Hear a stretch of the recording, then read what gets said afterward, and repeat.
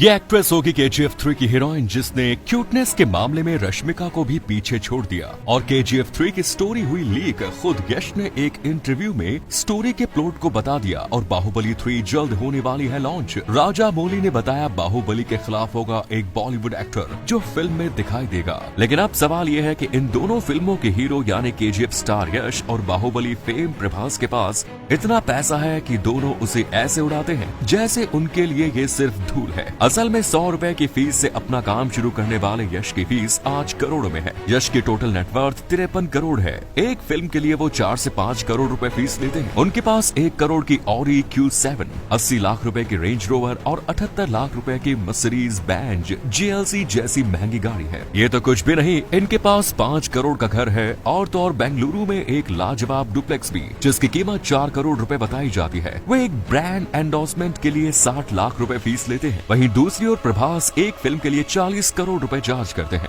उन्होंने आदि पुरुष के लिए 100 करोड़ फीस चार्ज की है। प्रभास के पास 215 करोड़ रुपयों की संपत्ति है। हैदराबाद वाले घर की कीमत 65 करोड़ रुपए है। प्रभास महंगे कार का शौक रखते हैं। उनके कार कलेक्शन में Skoda super, BMW X3, Jaguar XJR, range rover और दुनिया की सबसे महंगी कारों में से एक रोल्स रॉय फैंटम भी शामिल है। इनमें से कई गाड़ियों की कीमत करोड़ों में है। सिर्फ रोल्स रॉयस ही 8 करोड़ से ज्यादा की है। KGF के पार्ट 3 की स्टोरी लीक हो गई है। स्टोरी में जिमी कार्टर सबसे महत्वपूर्ण रोल निभाने वाला बंदा होगा। जिमी कार्टर वही आदमी है जिसे रॉकी भाई के साथ पार्लियामेंट के अंदर वेटिंग रूम में बात करते हुए दिखाया गया। जिमी कार्टर रॉकी से अपना परिचय देते हुए कहता है कि मैं कंपनी का CEO हूँ। लेकिन जब गूगल पर जिमी कार्टर सर्च करोगे तो आपको 2 चीजें दिखाई देंगी। पहली अमेरिका का प्रेसिडेंट और दूसरा जिमी नाम की सबमरीन। जिमी कार्टर की कंपनी ही अमेरिका के लिए पानी के अंदर चलने वाली सबमरीन बनाती है। और जब जिमी कार्टर रॉकी से मिला तभी भाई ने खुद को और अपने सोने को बचाने के लिए जिमी से अपने रिश्ते बेहतरीन बना लिए।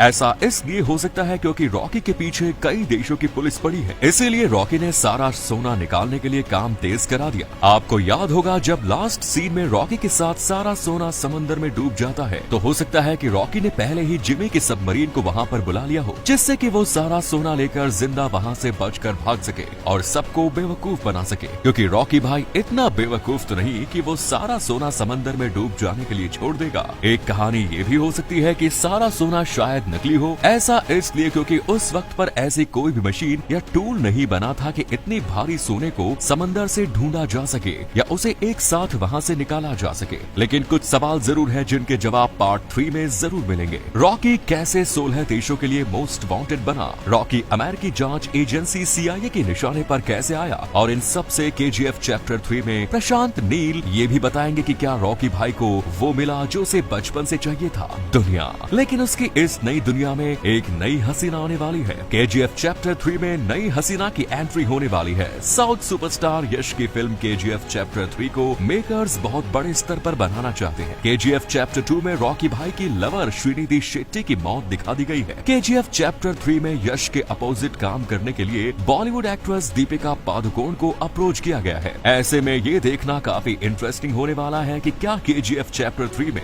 दीपिका नजर आती है या फिर नहीं। अगर दीपिका इस फिल्म के लिए हाँ करती है तो उनके फैंस के लिए किसी ट्रीट से कम नहीं होगा। वहीं पहली बार बड़े पर्दे पर दीपिका और साउथ सुपरस्टार यश की जोड़ी देखने के लिए फैंस बेहद एक्साइटेड हो उठे हैं। ऐसा कहा जा रहा है कि KGF के तीसरे पार्ट में बॉलीवुड सुपरस्टार ऋतिक रोशन भी यश को टक्कर देते हुए दिखाई दे सकते हैं। KGF 3 की शूटिंग 2025 में शुरू हो जाएगी और 2026 में रिलीज होगी। इस वक्त KGF के डायरेक्टर प्रशांत नील सालार की शूटिंग में बिजी है। KGF 3 के साथ साथ लोगों को इस सवाल का जवाब भी चाहिए, क्या बाहुबली 3 भी आएगी? फिल्म में कई बातें हैं जो इस ओर इशारा करती है कि इसके कई पार्ट बन सकते हैं। बाहुबली 3 पक्का बनेगी, ऐसे कम से कम ये 5 सबूत है जो ये इशारा करते हैं। फिल्म देख चुके हैं तो आप समझ जाएंगे और देखने जा रहे हैं तो ध्यान दीजिएगा। जब माहिष्मती के सिंहासन पर बैठने के बाद महेंद्र बाहुबली ने वादा किया, मेरा वचन ही शासन। इसके अलावा एंड में एक बच्चे की आवाज में सवाल उठेगा कि क्या इसके बाद माहिष्मती बासमती पर शासन किसने किया? क्या महेंद्र बाहुबली और उनके बच्चों का राज चला? इस पर बाहुबली वाले सन्यासी की आवाज में जवाब आता है, शिव की मर्जी